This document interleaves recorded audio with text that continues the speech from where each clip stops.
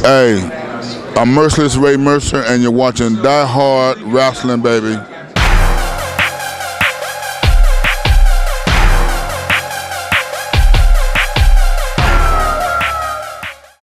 We're here at the MMA Expo with one of the all-time heavyweight greats, Merciless Mercer. Thank you for being here. Tremendous opportunity. Now, you're a former WBO heavyweight champion, an Olympic gold medalist. How do you reflect on your career that's been so decorated?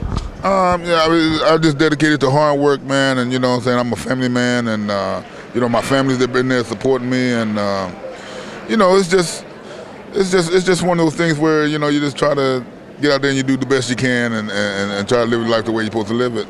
And I've been fortunate in the ring, man, and I've been blessed. Now, I remember the 12 rounds that you went, slugfest with Burt Cooper, the one-punch knockout and on Damiani where you won the WBO title, the brutal beating that you commenced on Tommy Morrison. Is it safe to say that you're in the business of knocking motherfuckers out? Well, you know what? Yes, I would say it's safe to say that I'm in the business of knocking motherfuckers out. That's what I do, knock motherfuckers out. I love it. Let me ask you a question. You fought Tommy Morrison. Did he try pulling any of that bullshit that he learned in Rocky V? Well, you know, he showed up, and the guy, he was actually whooping my ass for 3 rounds. I mean, he hit me harder than I've ever been hit before for 3 rounds, the guy did. But, you know, he made the fatal mistake of breathing hard at the end of the 3rd round in my ear, and that set me off right there. And I hit him. When I started hitting him, I hit him 16 straight times. I just didn't want the guy to hit me no more. He was hitting me. I was farting in the ring. He was hitting me to the body. Now, let me ask you a question. The fight with Larry Holmes, I mean, you had the opportunity to fight Michael Moorer at the time, then you decided to go with Holmes. You regret the decision and the opportunities you might have lost after going into that fight? You know what? I was so hyped back then, and you know, having the title and knowing that I'm going to, you know, be the champion for a while and all this, that I really didn't look at everything I was supposed to look at as a fighter. I should have fought Michael Moorer and kept my belt, you know, and I know I would have beat Michael Moorer. Larry Holmes, he's just a little slick. He's an older guy. You know, he's my idol. He's an older guy. He's a slick guy. He taught me how to fight. Michael Moorer definitely been an easier fight for me, and that's the fight that I should have took. I might still have my title right now today.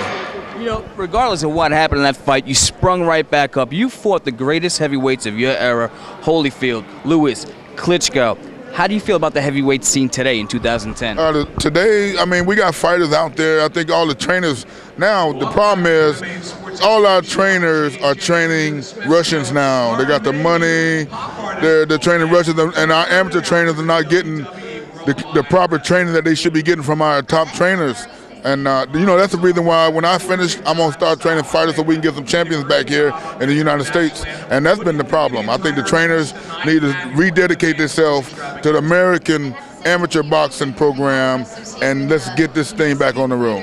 How do you feel about there being multiple titles for heavyweight champions, unified champions? What about one belt, the best heavyweight wins? Well, I believe in maybe 3 belts, like the IBF, the WBO, the WBA, those are all top belts, and the IBO and the OFA, I don't even know, those alphabet soup. And, you know, those right there, you know, it's good for some people because they can get a title easier, you know. They spread the wealth around a little bit. So I don't think it's that bad, but it should be one champion. It should be just one champion with all the belts. And right now, Klitschko and his brother has the titles. One has 2 and one has 1, and they vowed they would never fight each other. So, you know, it would never be like that again unless America can go over there, and I'd like to be the one to go over there and whoop them motherfuckers' ass and bring the shit back home. But motherfucker, I will pay to see that. and I'll take you with me over there, and we go over there and bring that motherfucker back home. For that alone will be enough motivation for me to go over there and just fight a motherfucker like a man and whoop Klitschko. I mean, I fought him the first time. I didn't prepare for him. I didn't lift any weights. I didn't know he was going to be that strong. This time would be totally different. Now, you turned pro back in '89, still fighting now in 2010. Boxing starting to suffer a little bit with the rise of MMA. Do you see MMA taking over that, maybe the fan base that was into the boxing scene, maybe converting over to MMA because it is more competitive? Well, you know, that's actually what really happened to me because I got an MMA because they called me and there was nothing going on with the boxing scene. So, you know, I took it and I fought Kimbo and, you know, he took me down. I didn't think that punk was going to take me down like that. I thought he was going to fight with his fist, but he took me down. You know, I took that. That was an exhibition fight, but I fought Tim Sylvia a year ago and knocked him out in 9 seconds. And I'm in there, man. I mean, I love the sport. I mean, my kids, all the young people are into MMA nowadays. And it's a big thing, and people think that people are crazy for doing that, but it's an excellent sport, man, and if boxers are not careful, they will take over. When you were breaking into the business, has MMA been around? Would you have chosen that over boxing? No. Boxing, MMA is just now coming around. I mean, it's been underground, but it's just now coming around now. But boxing has been here ever since Jack Johnson, and being the heavyweight champion of the world is equivalent to being the Super Bowl champion. That's what that's about. So, you know, boxing's always going to be my sport. And I think boxing is always going to be, everybody's always going to have that love for boxing because wrestling, MMA, wrestling is boring. Nobody wants to see that. Everybody wants to see strikes in MMA anyway. So that's boxing there too. So I think boxing is here to stay, man. Boxing is going nowhere. It's just the people going to get tired of this bullshit with the MMA and then they're going to come back to boxing. You know, 25 motherfuckers have fallen by the hands of Merciless Ray Mercer, but at the same time, in MMA, do you see that? I don't want to take a big wet shit on like karate and judo and MMA and stuff like that, but there's an art form to boxing. Do you feel the same passion about MMA as you did for boxing? No, of course not. You know, like I said, boxing is, you know, it's exciting every minute of the fight because one reason is because in MMA, you got the wrestling part. People don't like the wrestling. When they're wrestling, they're on the ground, people are quiet. They don't get hype. But I'm going to tell you what, in a boxing match, you don't go to the bathroom because it only takes one punch. And it's going to be a punch to take somebody out. And those are the dangerous punches. You can get choked out and tapped out in MMA, but to get the fuck knocked out, get knocked out is it. I mean, hey, you get knocked out one punch, somebody turn their head, it's over. I mean, it's savage and barbaric. I mean, boxing, boom, you knock a guy down, he falls, he gets the count. You knock a guy down in MMA, you get on him, you elbow him, you knee him, you beat the living shit out of him. Almost kill him. You almost kill him. So they're trying to say that MMA is safer than boxing. I strongly believe that that's not true, because in boxing you get knocked out and you get up. You know, the referee will stop it like that. But MMA, you get the shit beat out of you, and you get choked out, and your oxygen to your brain gets deprived, and that's the worst thing I think medically that can happen to you. I mean, somebody cutting off the circulation to your brain. I mean, come on, that's the worst. That's worse to me.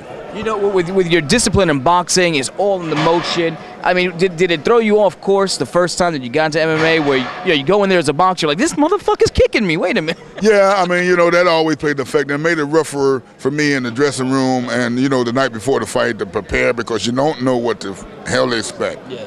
Because you can get in there, you get knee and elbow. In boxing, you know what's going to go on. You're going to get either knocked out by the gloves. You're not going to get elbowed. You're not going to get kneed, kicked. It's going to happen in one kind of way, and I think that's the safest way. Okay. Kimbo Slice, you mentioned that you fought him before. Didn't turn out the way you wanted it, but is he really as tough as he appears on YouTube? I think Kimbo Slice on YouTube is tougher than the actual Kimbo. Yeah.